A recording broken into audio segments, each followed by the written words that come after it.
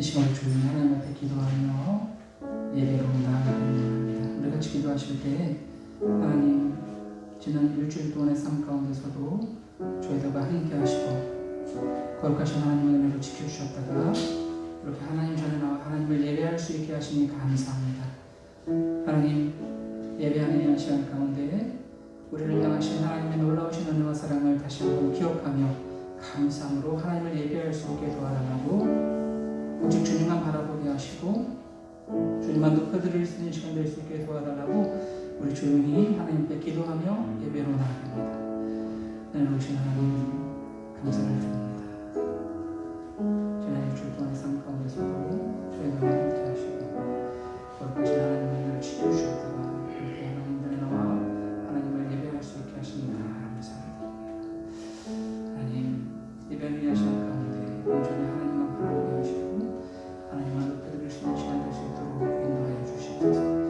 세상의 모든 근심, 걱정, 괴로움 하나님 앞에 내려놓게 하시고 하나님께 집중하게 하시고 하나님을 바라볼 수 있는 시간 될 수 있도록 하나님 인도하여 주시옵소서.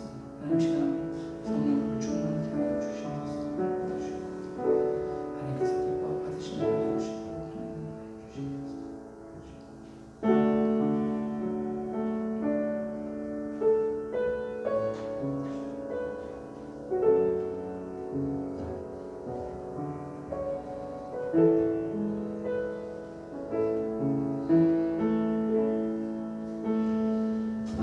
나의 영혼이 잠잠히 하나님만 바라며 나의 구원이 그에게서 나는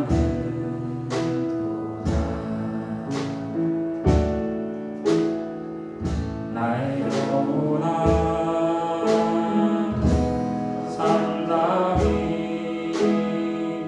하나님만 바라라. 나의 소망이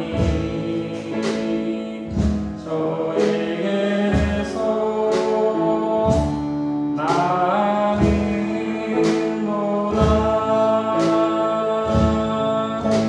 주만이 나의 반석, 나의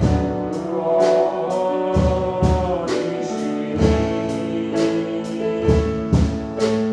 주만이 나의 산소, 내가 요동치 아니하리.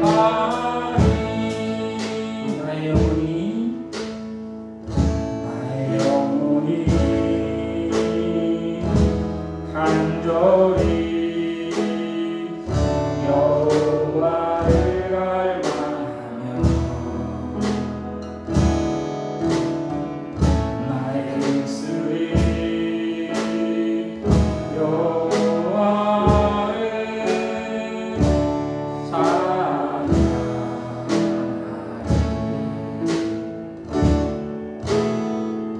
나의 영혼이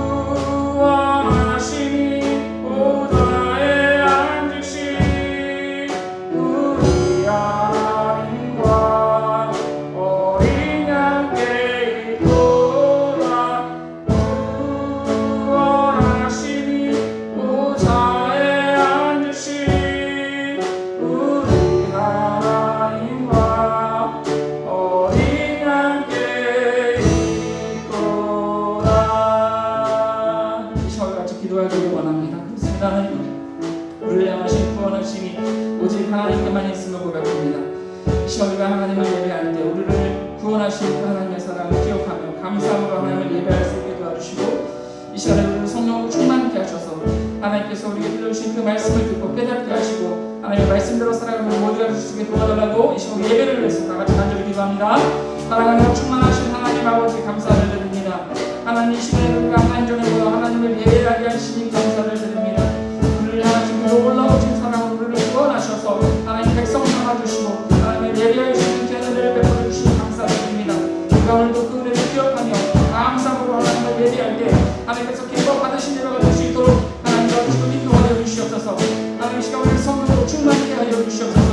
하나님 이 시간 말씀하시고 그 말씀을 깨닫게 하시고 말씀대로 살아가는 삶을 통하여 하나님의 영광이 될 수 있는 우리 모두의 삶이 되어줄 수 있도록 하나님 인도하여 주시옵소서. 예배를 통하여 하나님께서 아버지 영광 받으시는 귀한 예배가 되어줄 수 있도록 하나님 함께하여 주시옵소서.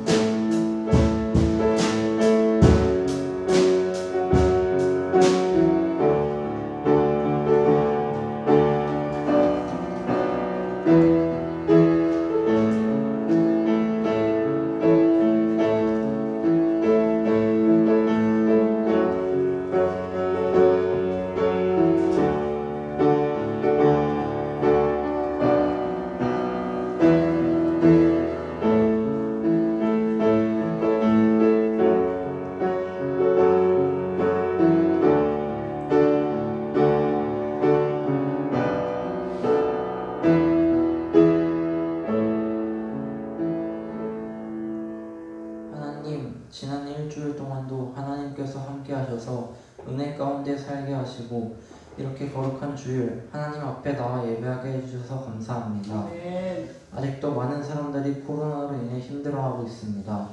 하루속히 코로나로부터 자유로워지게 하시고 특별히 우리 교회 모든 성도님들 건강할 수 있도록 도와주세요. 하나님 오늘 이 시간 예배할 때 주님의 은혜 아래서 예배할 수 있게 도와주세요. 목사님 말씀 전하실 때 목사님께 성령의 기름을 부어주셔서 성도들에게 좋은 말씀 전할 수 있도록 도와주세요. 말씀을 듣고 모든 성도님들을 은혜 받게 하시고 더 나아가서 스스로 삶 속에서 실천할 수 있는 성도들이 되게 도와주세요. 하나님, 성도들이 구원받기 위해서 성을 행하는 것이 아닌 하나님의 자녀로서 선을 행하게 해주세요. 하나님, 이번 주에 큰 태풍이 온다고 합니다. 아무 탈 없이 태풍이 지나갈 수 있도록 도와주세요. 또한 이번 주에는 한국의 고유 명절인 추석이 있습니다. 성도들의 가정과 기쁨과 감사가 넘치는 풍성한 추석이 될 수 있도록 도와주세요. 어려운 이웃들을 돌보게 하시고 친척과 고향을 멀리 오가는 발길 가운데 안전하게 잘 다녀올 수 있도록 도와주세요. 우리를 사망의 몸속에서 건져주신 예수님의 이름으로 기도드렸습니다. 아멘.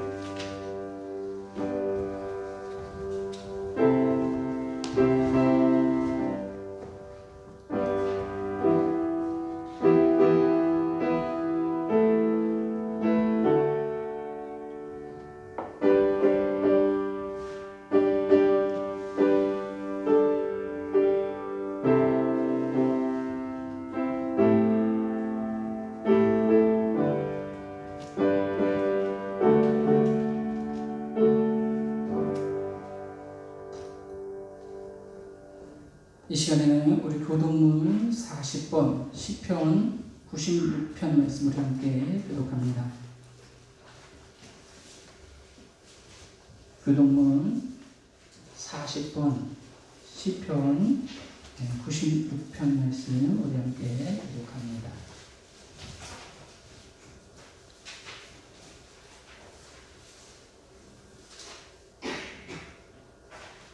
새 노래로 여호와께 노래하라. 온 땅이여 여호와께 노래할지어다.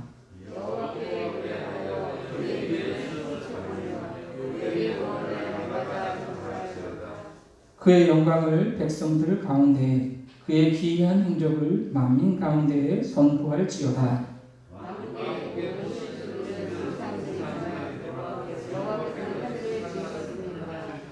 존귀와 위엄이 그의 앞에 있으며 아름답고 거룩한 곳으로 여호와께 예배할지어다. 하늘은 기뻐하고 땅은 즐거워하며 바다와 거기에 충만한 것이 외치고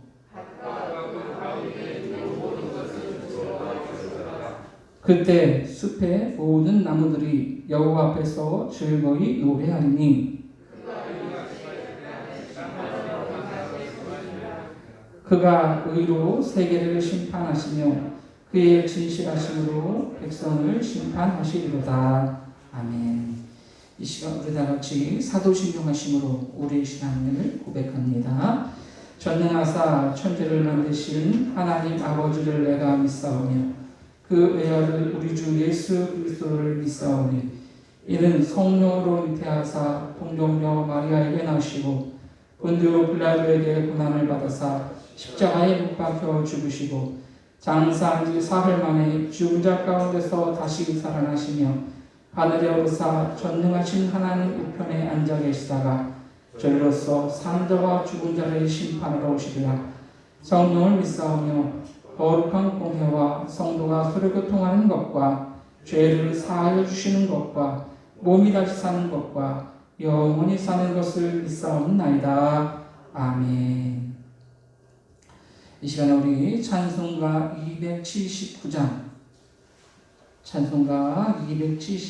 찬양하심으로 하나님께 영광 돌려드립니다.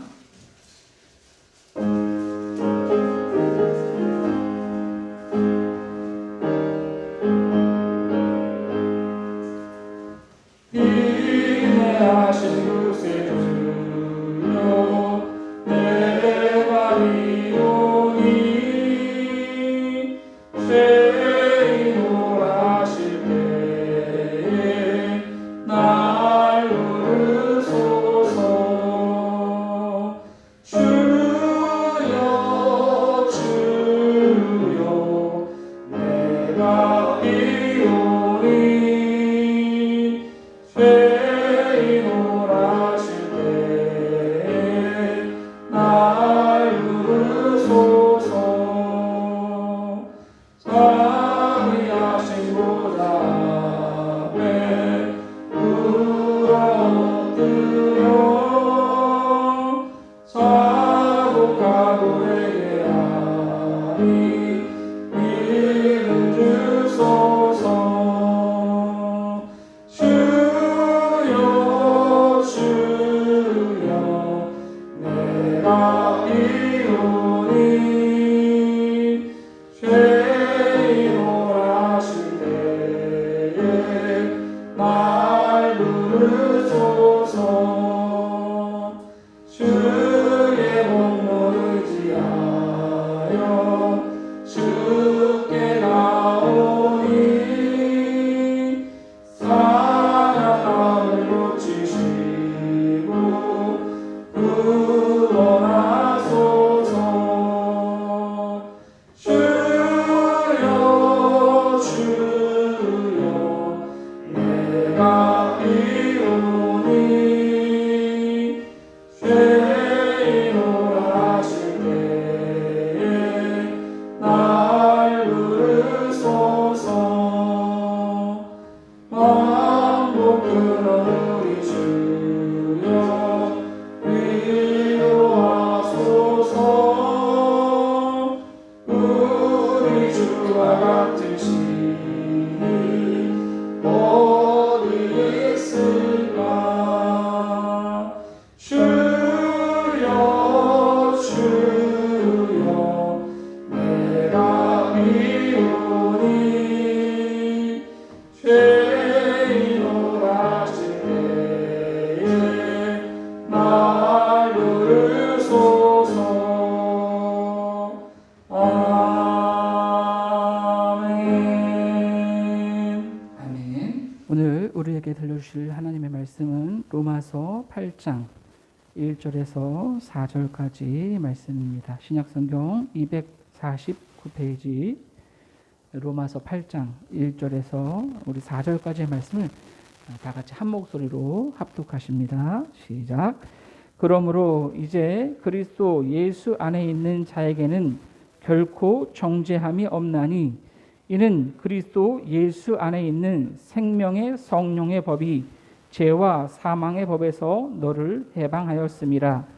율법이 육신으로 말미암아 연약하여 할 수 없는 그것을 하나님은 하시나니 곧 죄로 말미암아 자기 아들을 죄 있는 육신의 모양으로 보내어 육신의 죄를 정하사 육신을 따르지 않고 그 영을 따라 행하는 우리에게 율법의 요구가 이루어지게 하려 하심이니라.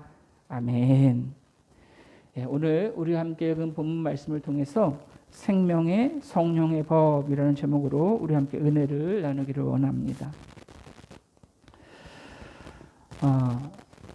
형사소송법에 보면 일사부재리라는 원칙이 있습니다. 여러분 들어보셨을 건데요. 어떤 사건에 대해서 판결이 내려지고 그 죄값을 다 치르고 나면 그 사건에 대해서는 다시 재판을 하지 않는다라고 하는 그러한 원칙입니다. 한 2년 전인가요? 이 아동 성범죄를 비롯해서 전과 18범인 조두순이 12년간의 이 교도소 수감 생활을 마치고 출소를 했습니다. 그때 사회적으로 아주 난리가 났었죠. 많은 사람들이 저렇게 흉악한 범죄자가 겨우 징역 12년을 살고 사회로 나온다라는 사실에 분노했습니다.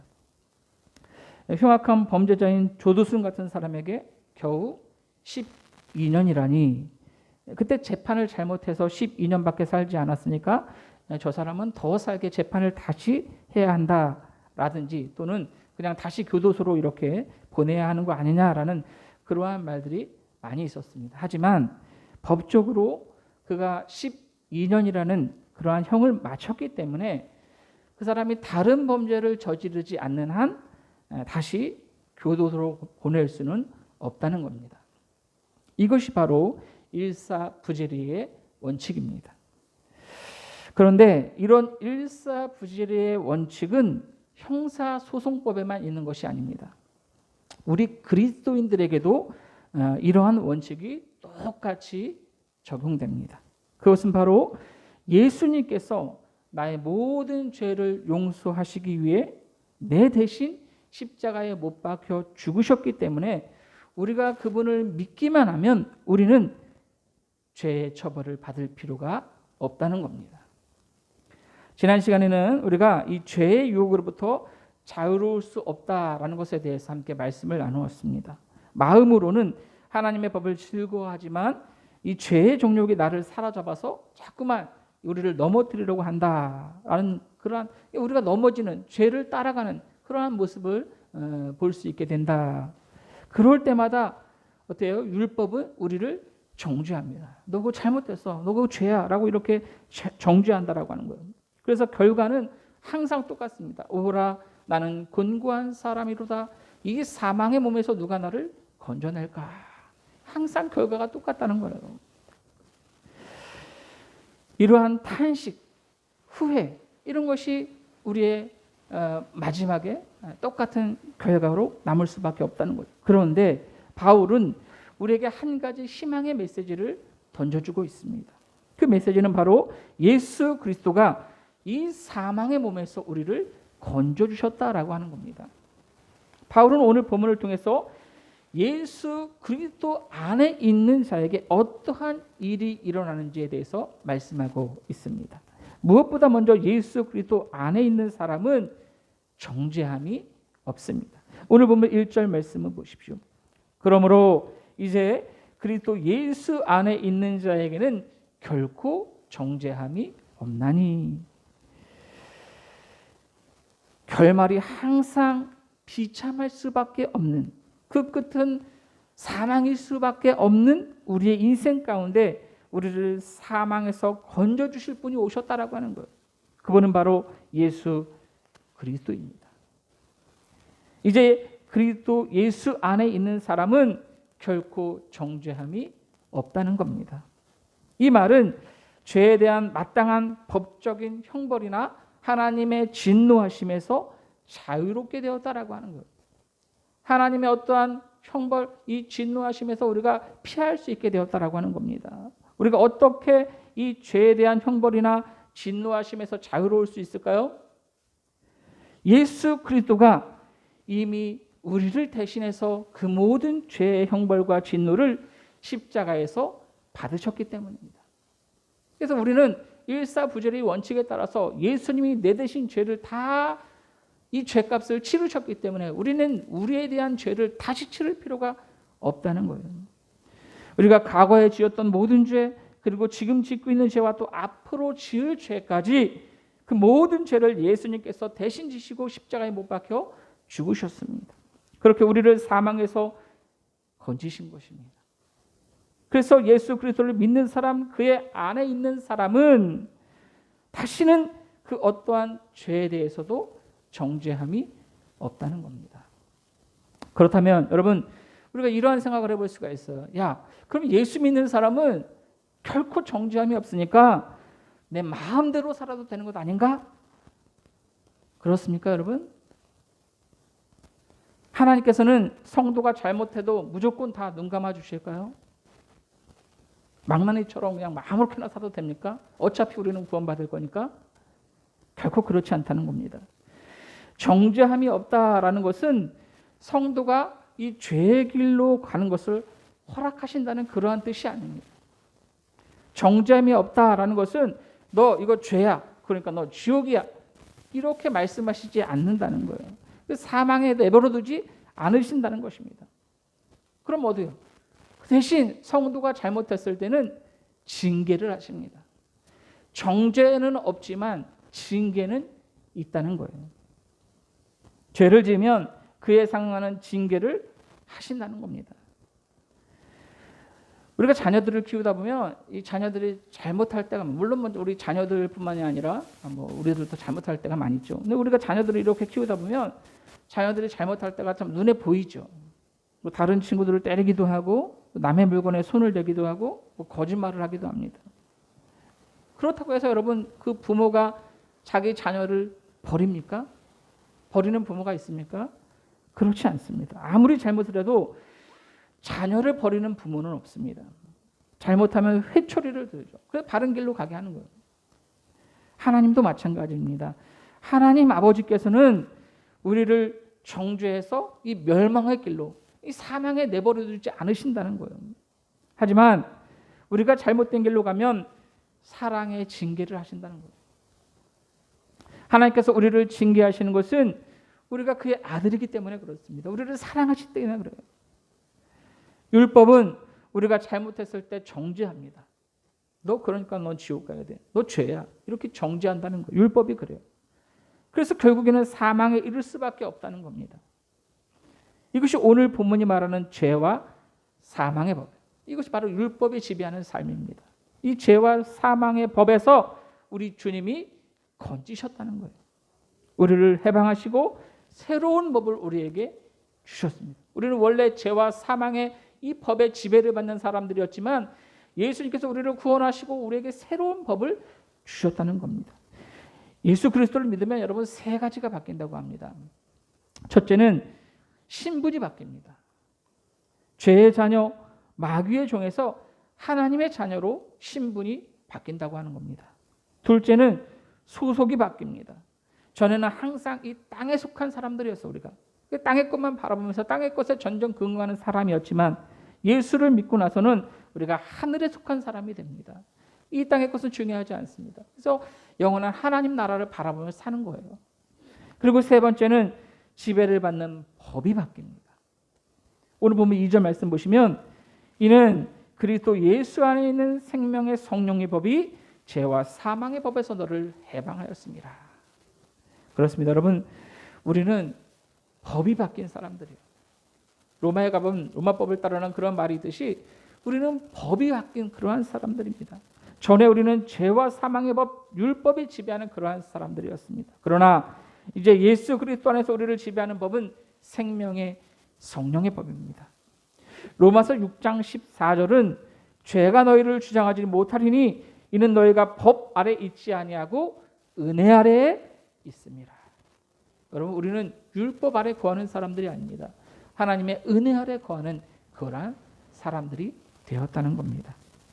우리는 죄가 우리를 주장해서 사망으로 이끄는 그러한 삶이 아니라 은혜 아래서 성령님의 인도하심을 따라 생명의 삶을 사는 그러한 사람이 되었습니다. 그런데 바울은 오늘 본문에서 예수 그리스도 안에 있는 법을 무슨 법이라고 이야기하고 있습니까? 예수 그리스도 안에 있는 법을 생명의 성령의 법이다라고 말씀합니다. 여러분, 왜 이 법이, 예수 그리스도 안에 있는 이 법이 왜 생명의 법일까요? 왜 그럴까요? 예수님이 생명이시기 때문에 그렇습니다. 예수님께서 말씀하실 때 나는 부활이요 생명이니 나를 믿는 자는 죽어도 살겠고 무릇 살아서 나를 믿는 자는 영원히 죽지 않을 것이다 라고 말씀하셨습니다. 또한 주님은 내가 곧 길이요 진리요 생명이니 나로 말미암지 않고는 아버지께로 올 자가 없다라고 말씀하셨습니다. 그래서 여러분, 우리 주님은 생명이십니다. 그분이 사망을 이기시고 부활하셨기 때문에 우리도 그분 안에 있으면 새 생명을 얻게 되는 것입니다. 그래서 우리는 더 이상 사망의 법이 지배를 받는 그러한 사람이 아니라 생명의 성령의 법을 따라 사는 사람이 된 것입니다. 예수님 자신이 생명이시기에 그 안에 있는 자들에게는 생명의 성령의 법에 적용되는 거예요. 물론 그렇다고 우리 속에 아직 죄성이 완전히 사라진 것은 아닙니다. 우리가 육신을 입고 있는 한 하나님 앞에 서기 전까지는 계속해서 이 내 속에 있는 죄가 우리를 주장할 수밖에 없어요. 그러나 하나님께서 그리스도인들을 보실 때는 너 이거 잘못이야, 너 이거 죄야 라고 이렇게 정죄하는 율법의 틀 안에서 보시는 것이 아니라 생명의 성령의 법 안에서 믿음으로 살아가고 있는지를 보신다라고 하는 겁니다. 만약 율법을 통해 의롭게 되는 것이라면, 율법을 통해 생명을 얻을 수 있는 것이라면 그 누구도 의롭게 될 수 없으며 새 생명을 얻을 수 없을 겁니다. 오직 예수 그리스도의 보혈이 이 모든 것을 가능하게 합니다. 오늘 본문 3절 말씀 보십시오.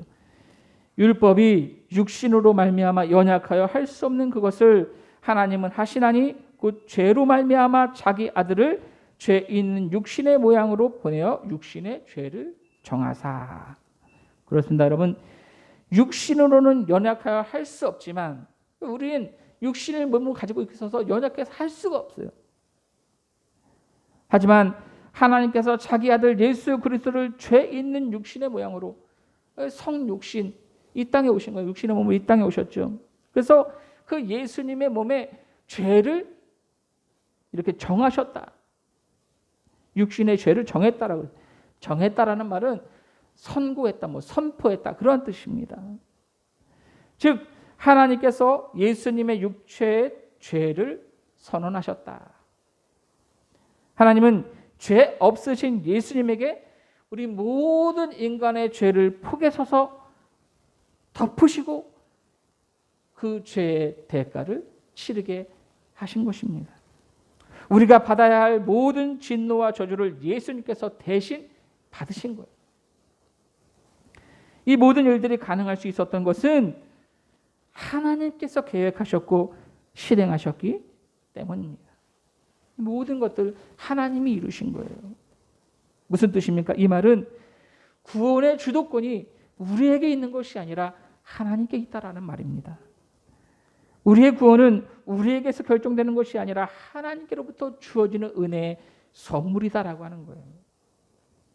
그렇기 때문에 우리의 삶에서 가장 중요한 것은 우리가 예수 그리스도 안에 있어야 한다라고 하는 것입니다. 예수님께서는 요한복음 5장 24절에서 내가 진실로 진실로 너에게 이르노니 내 말을 듣고 또 나 보내신 이를 믿는 자는 영생을 얻었고 심판에 이르지 아니하나니 사망에서 생명으로 옮겼느니라 라고 말씀합니다. 이미 우리는 사망에서 생명으로 옮겨진 사람들입니다. 바울이 7장 마지막 절에서 우리 주 예수 그리스도로 말미암아 하나님께 감사한다라고 그렇게 고백했던 것은 바로 이 때문입니다. 우리가 이미 생명을 얻었기 때문입니다. 그렇다면 하나님께서 생명의 성령의 법으로 우리를 의롭게 하신 목적은 무엇일까요? 왜 우리를 의롭게 하셨을까? 오늘 보면 4절 말씀 보십시오. 육신을 따르지 않고 그 영을 따라 행하는 우리에게 율법의 요구가 이루어지게 하려 하심이니라. 이 말 무슨 뜻입니까? 하나님께서 우리를 의롭게 하신 이유는 율법의 요구를 이루시기 위함입니다. 여러분, 복음은 율법을 폐기하는 것이 아니라 완성하는 것입니다. 예수님께서도 내가 율법을 폐하러 온 것이 아니라 완성하러 오셨다 그렇게 말씀하셨지 않습니까? 이 말은 무슨 뜻입니까? 우리를 향한 하나님의 율법의 요구가 뭐죠? 율법이 우리에게 원하는 것이 무엇입니까? 거룩하게 살아라. 그렇죠? 하나님 앞에서 흠이 없게 의롭게 되는 것. 이것이 율법이 우리에게 요구하는 겁니다. 그런데 여러분, 인간은 연약해서 절대 이 요구를, 율법이 우리에게 원하는 이 요구를 이룰 수가 없다는 거예요. 우리의 힘으로는 결코 이 율법의 요구를 이룰 수가 없습니다. 육신을 입은 인간은 온전히 이 율법의 요구를 감당할 수가 없어요. 그렇기 때문에 하나님께서 우리를 불쌍히 여기셔서 생명의 성령의 법으로 이 율법이 원하는 바를 이루게 하신 거예요. 때문에 이제 누구든지 예수 안에 있으면 하나님 앞에서 율법의 요구를 이룬 자처럼 하나님께서 인정하시는 거룩한 수준에 도달한 사람처럼 그렇게 우리를 바라보신다라고 하는 거예요. 우리의 힘으로는 그럴 수 없지만, 결코 그걸 이룰 수 없지만, 율법의 요구를 이룰 수 없지만 우리가 예수 그리스도를 믿음으로 이 율법이 우리에게 요구하는 것을 이룬 사람처럼 우리를 그렇게 바라보신다라고 하는 거예요. 우리가 우리의 행함으로는 결국 거룩한 그 수준, 하나님께서 원하시는 거룩한 수준에 도달할 수 없지만 우리가 믿음으로 그 수준에 도달한 사람처럼 우리를 그렇게 바라보신다라고 하는 거예요. 그래서 우리를 생명의 성령의 법으로 그렇게 건지신 것입니다. 원래는 그럴 수 없지만 그렇다고 봐주시는 거예요. 때문에 우리는 하나님 앞에서 죄책감을 가질 필요도 없지만 반대로 자랑할 수도 없는 거예요. 내 힘으로 무엇인가를 이룬 게 하나도 없기 때문에 그렇습니다. 우리의 노력이 아닌, 우리의 행위가 아닌 오직 예수님의 보혈이, 생명의 성령의 법이 우리를 구원하셨고 우리를 의롭게 하셨기 때문입니다. 그래서 처음에 말씀드린 대로 정죄함이 없기 때문에 우리가 마음대로 살아도 괜찮은 것도 아니고 또 하나님이 눈 감아주시는 것도 아니라는 거예요. 만약에 우리가 어떠한 행위로 인해서 구원을 받았다면 우리가 떳떳하게 자랑할 게 있겠죠. 나 이렇게 거룩하게 살았어. 내 삶을 통해서 하나님이 원하시는 거룩한 수준에 도달했어. 나 이 정도야 라고 할 수 있겠지만 인간은 결국 그렇게 할 수 없다라고 하는 거예요. 그래서 자랑할 게 없는 거예요.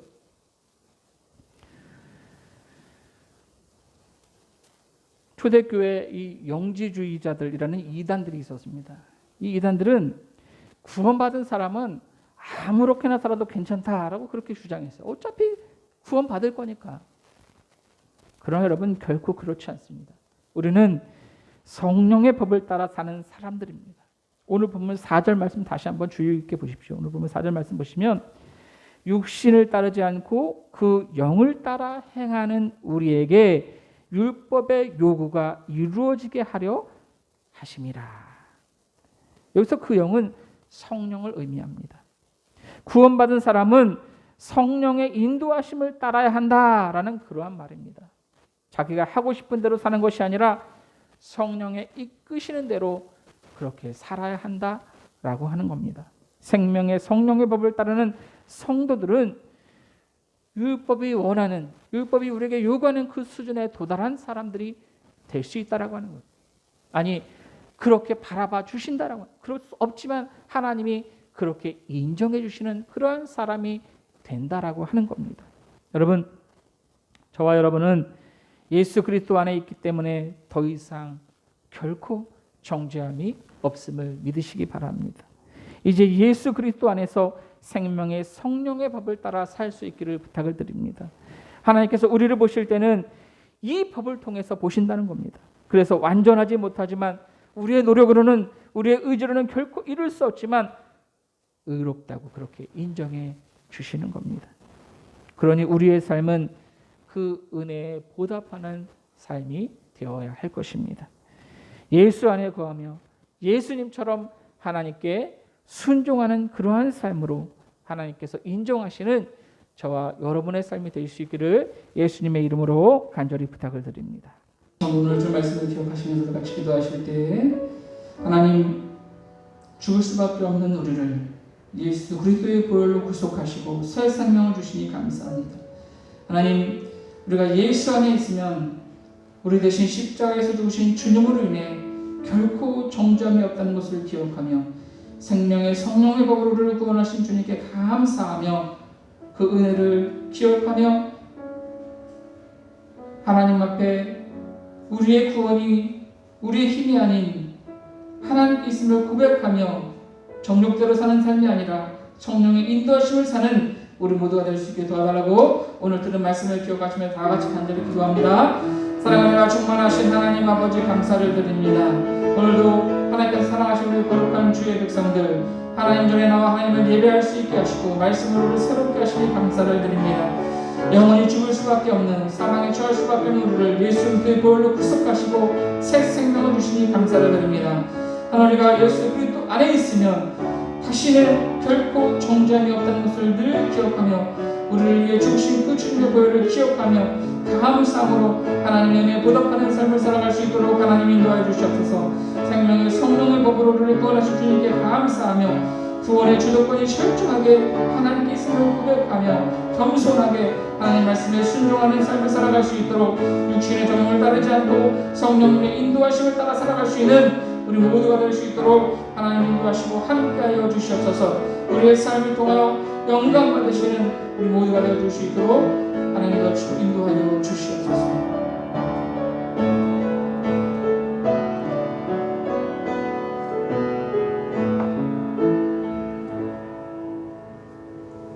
감사함을 드리며 사랑이 많으신 예수님의 이름으로 기도하옵나이다.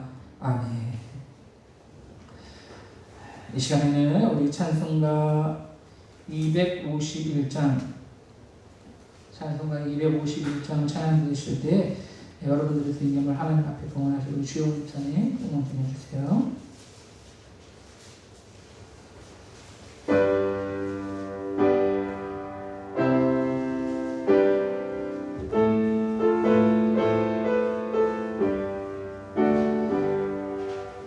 놀랍다 주님의 은혜 우리의 죄를 속하시려 갈보리 십자가 위에서 어린 양 보혈을 흘렸네. 주의 은혜 우리의 죄를 다 씻었네. 주의 은혜 우리의 죄를 다 씻었네. 죄악은 성난파도 같이 우리 영혼을 위협하라. 헤아릴 수 없는 주의 십자가에서 보이셨네. 주의 은혜 우리의 죄를 다 씻었네. 주의 은혜 우리의 죄를 다 씻었네. 죄악에 물든 영혼들을 주께서 피로 씻으시네. 지금도 흐르는 그 피에 눈보다 너희를 씻으라. 주의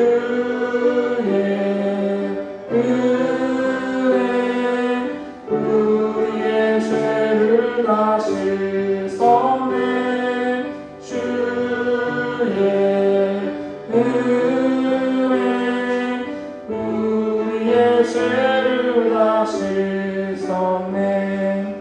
비할 수 없는 은혜를 믿는 자에게 거저주네.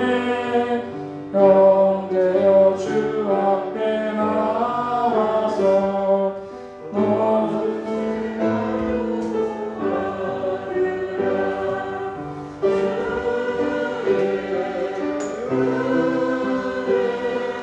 우리의 죄를 다시 섬에 주의 은혜. 우리의 죄를 다시 섬에. 아멘. 네, 여러분들이 드린 예물을 위해서 기도합니다. 명령으로 남경호 권사님, 주영훈 집사님 저희 가정에서 감사 예물 드렸습니다. 남경 권사님 11조 예물 드리셨습니다. 기도합니다. 우리를 향하신 놀라우신 하나님의 은혜, 그 은혜를 높여드리며 찬양하며 감사를 드립니다. 하나님, 우리를 사망에서 건지시고 그렇게 율법이 아닌 새 생명의 법으로 우리를 바라보시는 그 하나님을 우리가 날마다 기억하며 감사하며 또 하나님 말씀에 순종하는 삶으로 그 은혜를 기억하는 삶을 살아갈 수 있도록 인도하여 주시옵소서. 오늘도 하나님 앞에 나와 예배할 때 정성껏 구별하여 귀한 예물을 하나님 앞에 올려드립니다. 하나님, 이 예물을 기뻐 받아 주시옵소서. 이 작은 예물을 우리의 마음을 담아 올려드리오니 하나님께서 귀하게 받으시는 예물 될 수 있도록 인도하여 주시옵소서.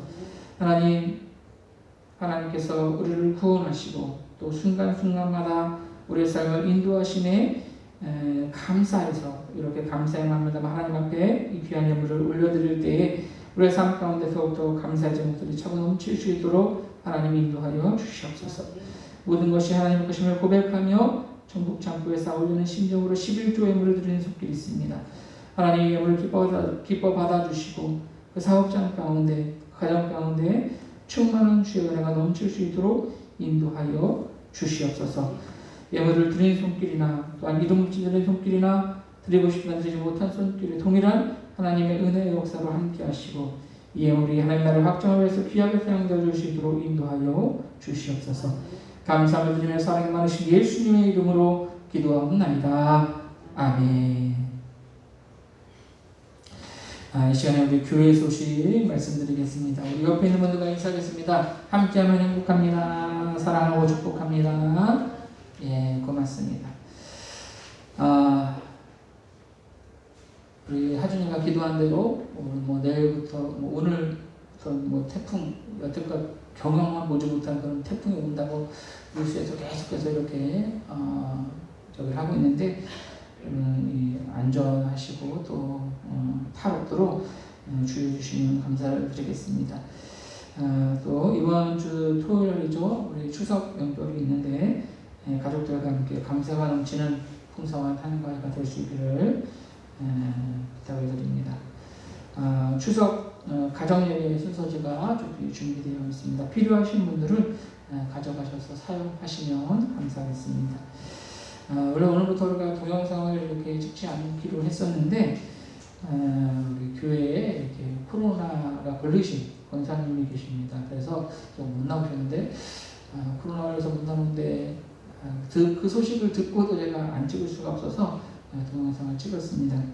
우리 권사님을 위해서, 홍룡 권사님 위해서 기도해 주시면 감사하겠습니다. 그래서 추석 명절인데 우리 추석 명절을 맞아서 매년 우리가 했던 것 같은데 우리 70세 이상 어르신들을 위해서 교회에서 작은 선물을 준비했습니다.